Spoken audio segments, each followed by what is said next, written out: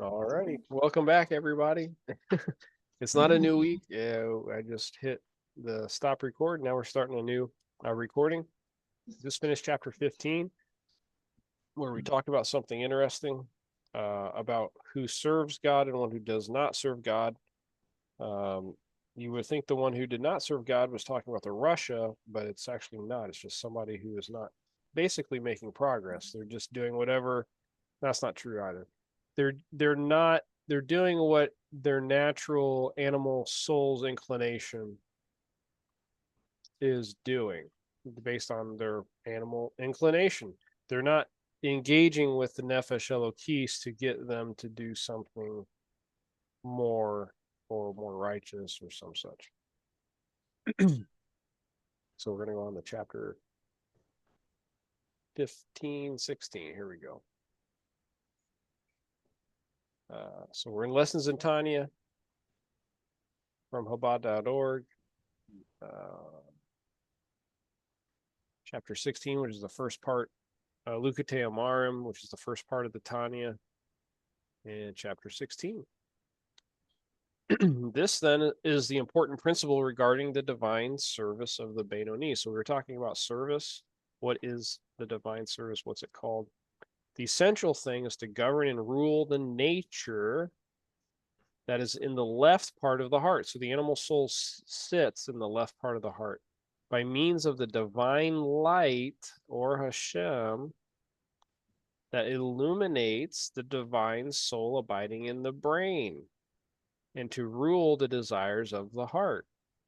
Now Alter Rebbe does say in some places that the seat of the Nefesh Elokis, the godly soul, is not only in the brain, but he says believe he says it's in a part of the heart as well. Probably the right side, I would assume. I forget if he said that explicitly or not, but I do know he said it sits in part of the heart as well. So I would think it's not in the left part if the animal soul's in that part. I'm just kind of guessing. To enable him to master his desires, the Benoni requires, in addition to the natural ability of one's mind to govern his heart, the help of the divine light, which illuminates his mind upon contemplating God's greatness. I just want to be clear that there's the divine light is different than the light of Hashem is different than Hashem, usually in Hasidic speech. So we'll see if that plays out. This mastery of one's nature and desires is achieved when he meditates in his mind on the greatness of the blessed infinite God so as to create through his understanding a spirit of knowledge, ruach das, and fear of God, yirat Hashem, in his mind. I've never heard that term. Oh, yes, I have. Like mochin.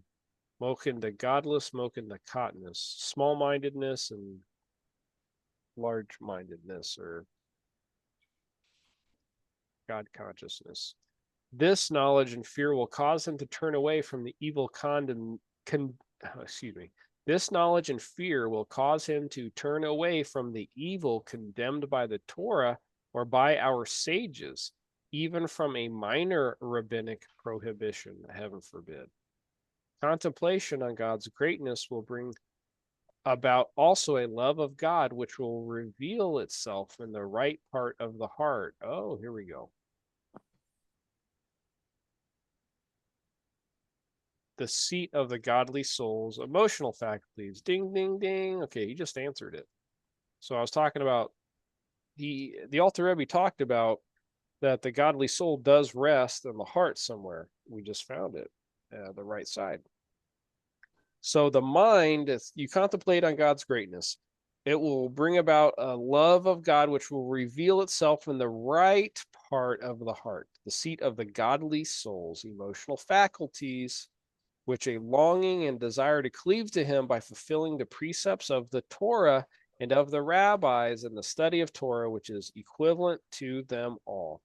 As the Alter Rebbe has already pointed out, The commandments cannot be formed fully, that is, with the totality of one's being, unless the performance is motivated by love of God for the fulfillment of the positive commandments and fear of God for avoiding transgression of the negative commandments. When one's observance is so motivated, his love and fear of God permeate the performance of the commandments and enhance them with their power. Seemingly, however, this is true only of a love and fear that are openly felt in one's heart. What if, despite one's effort in meditating on God's greatness, he cannot excite himself to an arousal of love or fear of God? In an answer, the Alter Rebbe now goes on to say that even if the love and fear born of one's meditation remain hidden in one's mind and heart, in a state which the Alter Rebbe refers to as tevunah, an intellectual love, they still permeate his performance of the commandments as though these emotions were open and aroused. Furthermore, one must know an additional important principle in the Benoni's service of God.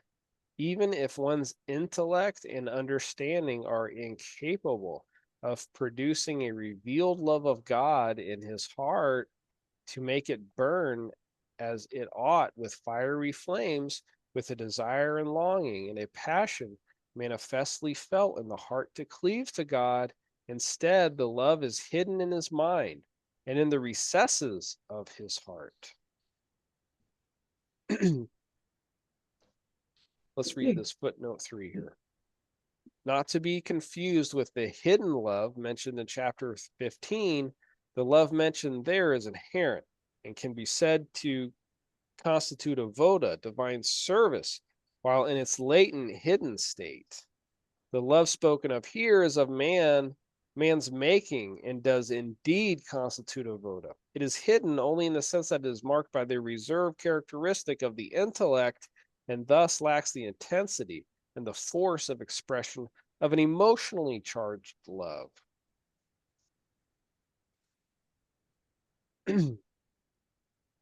At this point, the Alter Rebbe inserts a note stating that one's inability to reveal the love in his heart does not indicate a fault in his meditation. The cause may well be inherent in the spiritual root of his soul. The reason for this inhibition is that this person's intellect and nefesh, ruach, and neshama derive from the so-called ibur, conception and concealment within the supernal understanding, and not from the stage of lidah, birth, and revelation, as is known to the students of Kabbalah. Yeah, I was the same way, Teresa. I'm like, okay. I'm kidding. Yeah, that's what I'm doing. Like, this is where the Alter Rebbe, he like dumps stuff on me. Like, I'll be like, oh yeah, I understand this. Oh yeah, I understand this now. Yeah. And then he dumps this new stuff on you. And I'm hoping he'll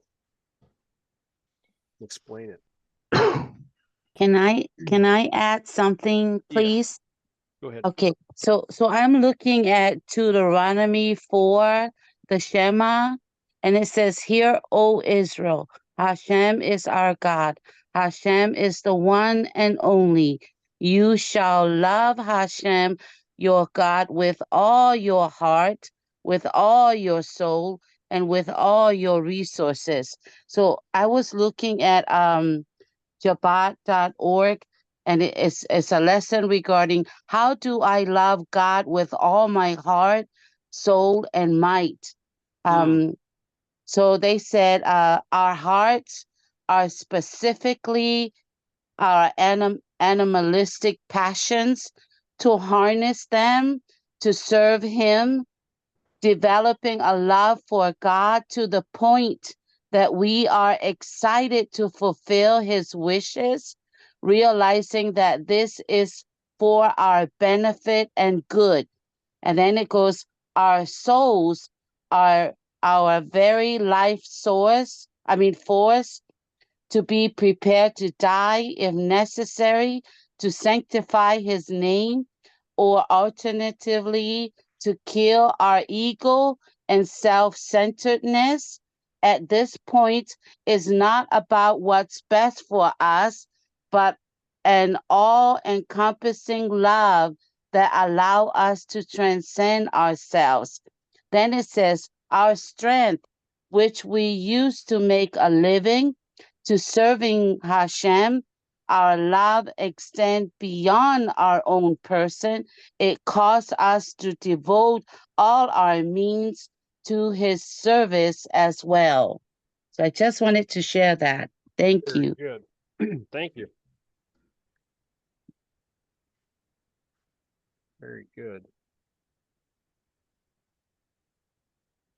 That was a good summation. Okay. Briefly, this means in human emotions born of the intellect, example, a love of God is born through meditation on God's greatness. There are two states where the emotion has already been born and revealed, and two, an earlier stage where the emotion is still part of the intellect. In this latter state, the emotion consists merely of an intellectual inclination toward the object of one's understanding. These two stages are similarly found in divine attributes, to which the human emotions are analogous. The divine attributes, the midot of kindness, chesed, severity, gevura, etc., prior to their existence in a revealed state, are concealed within and encompassed by the supernal intellect, Binah, which is their source. So there's like the mothers, right? The soul, in turn, stems from the divine attributes and hence reflects their characteristics. Thus, these souls, which derive from the attributes as they are in their revealed state, possess the quality of revelation, i.e., they are capable of bringing their love of God into a revealed state, whereas the souls deriving from the concealed state of the attributes lack this capacity, and their emotions remain concealed within their intellect. The Alter Rebbe now goes on to describe a love of God as it is concealed within one's intellect.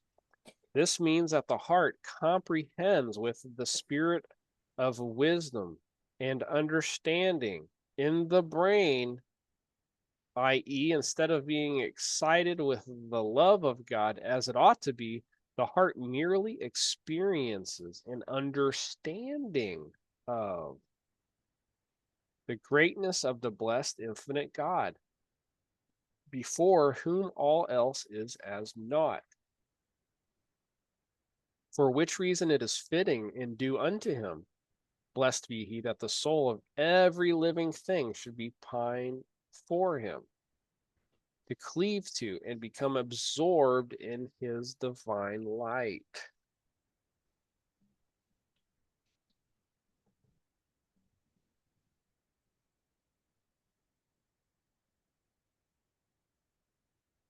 It is likewise fitting for his own soul, the nephesh and ruach within him, to neshama is omitted here, for it is already alluded to in the hidden love. Okay. To languish for him with a fervent desire to leave their sheath, i.e., the body, which surrounds and conceals the soul like a sheath, in order to cleave to him.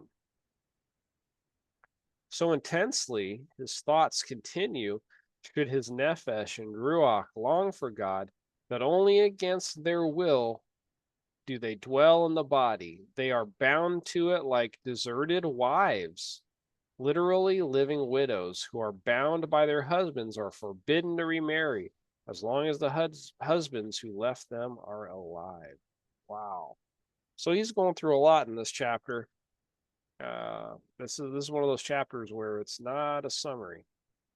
He is dumping new data on me, I guess. In their present state, their thought cannot grasp God at all. except when it grasps and vests itself in the Torah and its commandments. Very important. By studying Torah and observing its commandments, the mitzvot, one grasps God's will and his wisdom, which are one with God himself, as is illustrated previously by the example of one who embraces a king. Chapter 4. Remember, the king has 613 parts. And so when you're embracing Torah and the mitzvahs, you're embracing that king. Although the king is dressed in his robes, this does not detract from the royal embrace.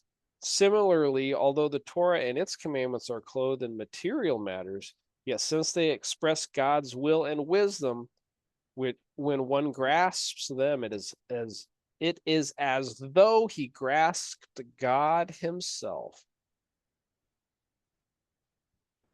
All the above thoughts pass through his mind and heart and lead him to resolve that it is therefore fitting and proper for them, for his nephesh and ruach, to embrace God with all their heart, soul, and might. This means, in a practical sense, to fulfill the Taryag mitzvahs, 613 mitzvot in act, speech, and thought. The thought being the comprehension and knowledge of the Torah, as explained above in the previous chapters, that through Torah and the commandments one grasps God himself, so to speak. It's very, very important to understand this. When we've talked about that, chapters like 1 through 6, basically. If you're new, if you're just listening, go back to, I don't know, was it 15? I think it was like class 15 or class 24. I forget. But we went over 1 and we talked about this. Is very important for the non-Jew. It's very important for Israel. But it's a start out in the Sheva mitzvahs, the 7 commandments that were given to Noah. Study them because the Torah says so. Study them in the Torah like the Torah says, and start fulfilling this. Thus, we see that what motivates this person's actual observance of the commandments is meditation on God's greatness. Hasidei Moto Olam. This is what Hasidei Moto Olam can do. This brings about the realization. Okay, so what are Hasidei Moto Olam? The kind ones of the peoples of the world. Non-Jews who have an element of bittul, which is called sometimes called self-nullification, but submission. They have submission. They're kind ones of the peoples of the world, of the concealment. They don't have to be engaged in Torah. They are engaged in probably in their own avodah zarah, their what would be called idolatry, I guess, but their own strange worship that's not in the Torah, not a part of Torah, but yet they are kind. They have an element of bittul, and they can contemplate. They can contemplate on God's greatness. Who made the earth? Who made the the Grand Canyon and all with the beautiful rainbows and all these things? You start contemplating what it is. Who creates this? Who created all this stuff? And this is the gateway to continuing on. You have to keep on going, get to the Torah. This brings about the realization that one ought to strive to bind himself to God, a bond which can be achieved only through the commandments. So why the commandments? Because some people will say, well, you can just contemplate on God's greatness and do this.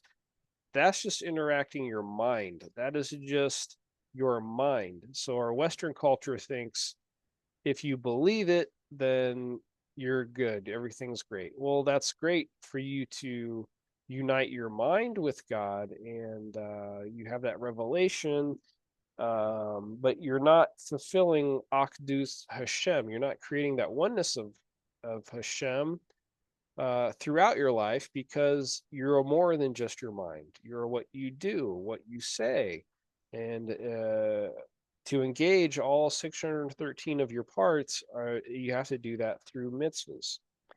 And some of those can only be done through Torah study. And the author Rebbe talks about that, though, because if you're fully engaging in Torah study, then you are engaging your whole being. And he talks about that in chapter 4, which he put in the footnotes here. But this is very important to understand for the non-Jew, because in our Western culture, our Western thought, we think, oh, we'll just believe. And as long as we believe, then we can forego everything that happens around us. We can forego politics. We can forego doing good to others, and fulfilling commandments, fulfilling mitzvot, because my soul's gonna go to heaven. And kind of like, no, that's what the Alter Rebbe is saying here, is that no, you're going to have to engage your whole being in order to achieve this. Well, And also, James, this is the world of action. right, And so this we have to do here. That's why we're physically here. If you're thinking it and and it's a thought, or in that process, that's involved in higher worlds. But in the world of Asiya, this is the world of action. This is where what you do counts. 100%. And I think, and I don't want to bash other beliefs, but I think that's a problem in Western culture, where people they have an enlightened experience, let's put it that way. They believe they're going to go to heaven, and then they don't believe that they need to change or something like that. And you can see where that's going, how that's working in our Western culture. And it leads to a lot of hedonism, and people really just end up following their own emotions rather than letting God really change them, which is kind of what the Alter Rebbe is talking about here, right? Like, if your animal soul is not being affected, then you're not in service to God. So these like beliefs where people, they go certain days of the week and they have what they call service. Are they really serving God? Or are they just serving their emotions? They're just making themselves feel better. That's a really good lesson. That's a good lesson to whether you're serving God if you're trying to get right. Right. And the idea is, people don't think they're serving God because they're just trying to get right, and they're not right. So the Western mindset, sets the standard at Sadiqim, and not at, and here the standard of serving God is being set at Benoni, trying to get everything right in Right. service. 100%. And people just aren't serving. Uh, you know, it's not going to some kind of service where they got great music or whatever. I got a lot of friends that do that. They have their own avoda, they can call it whatever, but you need to start engaging your mind in the Torah while the Torah's been revealed. And like Russ said, you need to engage your mind. You need to engage your action and your speech. And Hashem has mitzvot, commandments, for all those things. So very good. I think Western culture says, oh, I can do XYZ sins or whatever, but heaven forbid I were to do Rosh Hashanah or keep some other kind of commandment in the Torah. Oh, that some people say, oh, the Torah's been done away with or whatever. And you can see where that's gotten us in our Western culture. We have to be doing what the Torah says.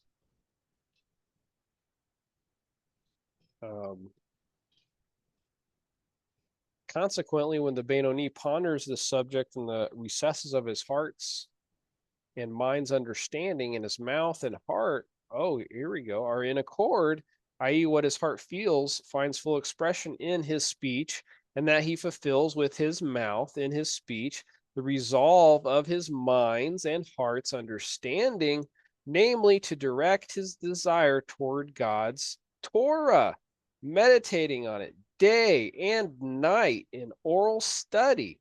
And when his hands and other bodily organs too carry out the commandments as was resolved in his mind's and heart's understanding, then when he implements his resolution, this tevunah, the intellectual emotion which cannot properly be called love or fear, but tevunah, literally understanding, is clothed in the act, speech, and thought of the Torah and its commandments, providing them with intellectual power, vitality, and wings that enable them to soar on high. Wow, that was beautiful. I got choked up a little bit just reading that. For Yeah. so it is written in the Zohar, Torah without love and fear of God does not soar aloft. Wow, that is amazing. Yeah. Speech, thought, and action. Yeah. That's, you got to have that unity. If you're not, you're just running the wheels, so to speak. The love and fear referred to as tavuna, although not heartfelt emotions, nevertheless serve as wings for one's Torah and mitzvot in the same way as if he practiced them with real fear and love as revealed in the heart, in which case he would have performed them with a desire, fervor, and passion that are felt in the heart and soul, thirsting for God, due to the flaming love of God in his heart, as explained above, that a revealed love of God elevates one's Torah and mitzvot by lending warmth and vitality to one's actions. However, the statement that the Davuna love too possesses this power requires further elucidation. When does Tavuna love add to the quality of one's observance that would enable it to elevate his actions? This the Alter Rebbe now goes on to explain. It's so interesting. I want to say something further. Growing up, and man, I it's going to sound like I'm bashing Christianity, but I don't mean it that way. But I was, raised singing certain songs or certain actions or phrases, certain songs, and they didn't have any applicable context. They were fun songs to sing when I was a kid or whatever. But as I got older and I started to realize I'm not really applying what it is that they're saying in these songs or whatever. Of course, that eventually connected me with Torah.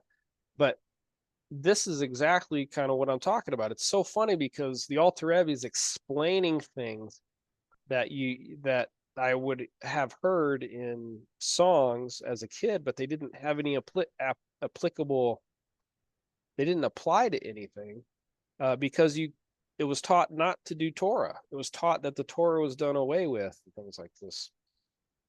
And it's just so odd that you go down that rabbit trail and you find out that there's nothing there. And then you get on to the Alter Rebbe, for instance, and you read this, and he explains what they were trying to say. It's like what they were trying to do. And they just got caught up in their own, basically created their own religion. But the Alter Rebbe here is actually explaining how you really do Torah. He was explaining this right path. Let's okay. Parentheses are in the original text. Oh, interesting. Oh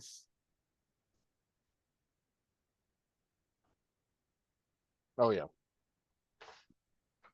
For it is this tavuna in his mind and in the recesses of his heart that leads him to engage in the Torah and mitzvahs, as explained above. Engage in Torah, oisek. So to oisek in them. So it's taught that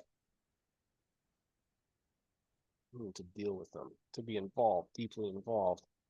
You're going to hear it taught that non-Jews can't oisake in these things, except for the 7. That's only for idolaters. That's only for Akum, Evet Kohavim. If you are not an idolater, if you really are doing what the Torah says, the way the Torah says when it refers to idolatry, you're not doing those things, you're not believing in like man-God stuff or whatever, then there's it appears to me, and then there's a lot of rabbis that say you can oisake in Torah and mitzvahs. Hey, James, Yeah. may I add something here about the, excuse me, the action, speech, and thoughts? Yeah. This is understanding is clothed in the action, speech, and thoughts of Torah and its commands. This understanding then serves as an intellectual impetus and life force for them, providing them with wings with which to soar upward, as if the Benoni engaged in Torah and its commandments with actual fear and love that manifest themselves in his heart. The mode of understanding awakens the soul.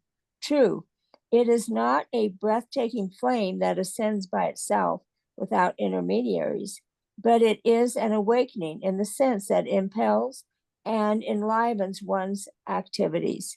It provides wings, so to speak, to the person's actions, speech, and thoughts, as in the Tikkuni Zohar 25b states, Torah without awe and love of God does not rise on high. And as the author of the Tanya will explain, love and awe are the 2 wings that elevate Torah study, and the commandments. When one performs a mitzvah with authentic feeling of love and awe of God, then the love and awe lift the action from this limited physical world to the spiritual sphere, where that love and awe are revealed, each according to the spiritual landscape of the inhabitants. Very cool. Excellent. That was a good summation.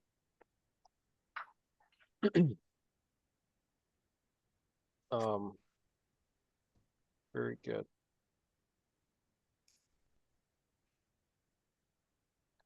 Lost my places here. For it is this tavun in his mind and in the recesses of his heart that leads him to engage in the Torah study, to engage in the Torah and mitzvahs. Okay, we already said that. Had he not meditated on this tavuna, he would not have occupied himself with them at all, but with his physical needs alone.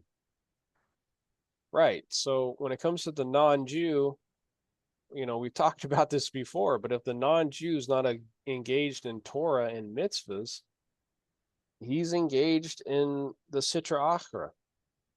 He's not going to be, it's going to be a hindrance to Yisrael. He's going to be giving power to the things that bind Yisrael, that keep Yisrael suppressed or oppressed. So, it's counterproductive to now I'm not saying that non-Jews need to just be involved in every aspect of Torah. What I'm saying is that it's misunderstood about this oisek in Torah.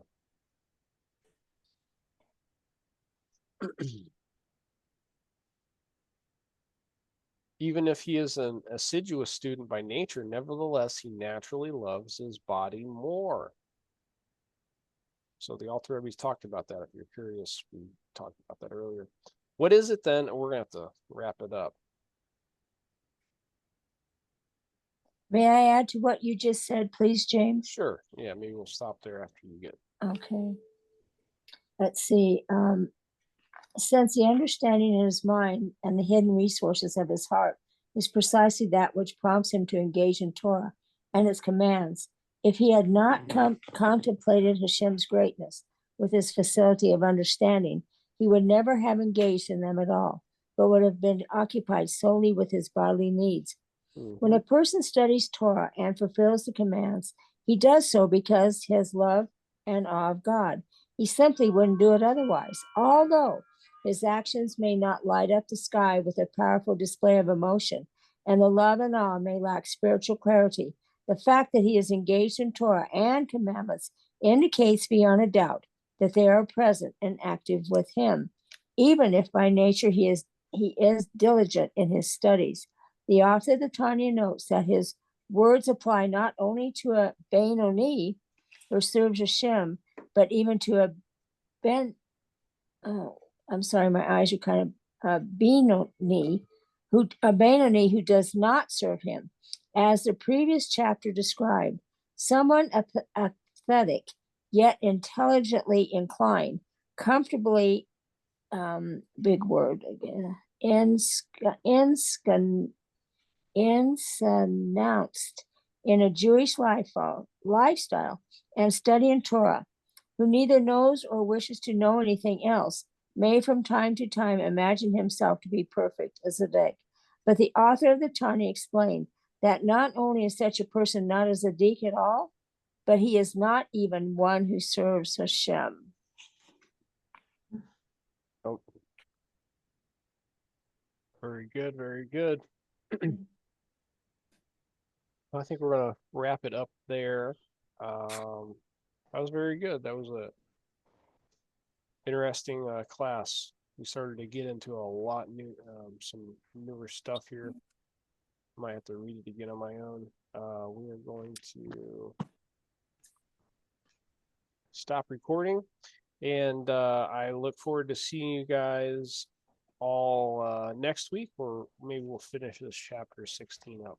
So everybody have a good week. Shavua Tov. Thank you. Next week is Rosh Hashanah. Oh yeah, okay, maybe not. Maybe we won't have class. I'll send out a probably. I don't think we'll be doing it next week then. So maybe the week after. Unless you guys want to, but I don't think so. So alrighty. Be well, everybody. Bye-bye. Thank you, James. Bye-bye. And strive for a good life. Oh, thank you as well. Shana Tova. Shana Tova, everyone.